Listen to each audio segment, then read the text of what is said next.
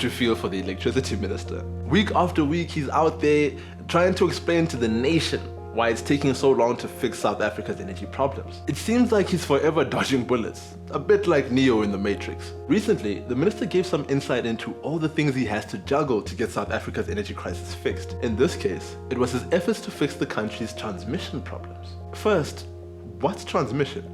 As the minister describes it, transmission lines, those huge electricity pylons you see on the countryside, are the highways and byways that convey electricity from where it's generated to where it's needed.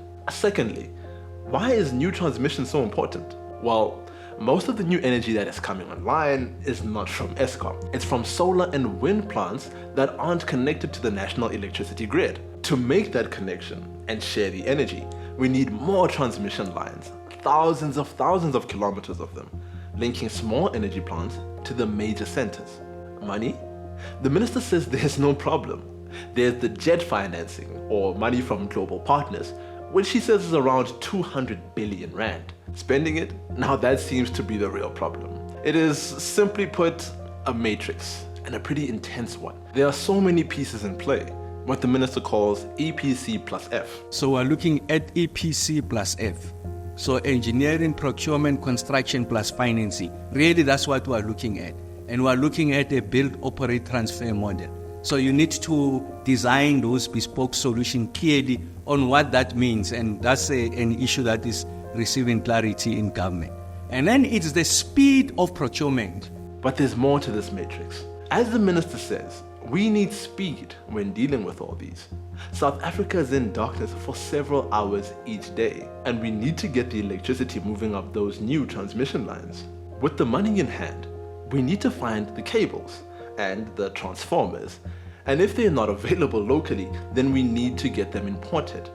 And we need to ensure that they are installed where they're needed, where they can make a difference. It's complicated.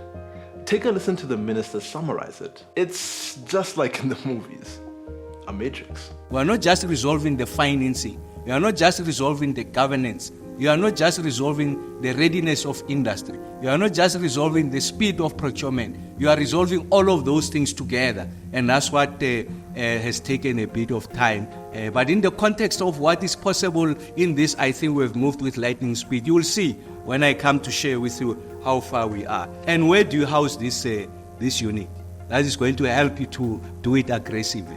Because you don't want it to be trapped in an over-bureaucratized environment.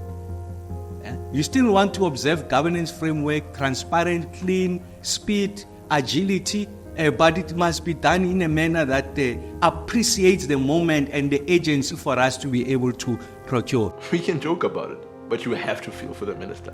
Finding money, finding somewhere to spend it, spending money and then watching to see if it all works. Welcome to the minister's Megawatt Matrix.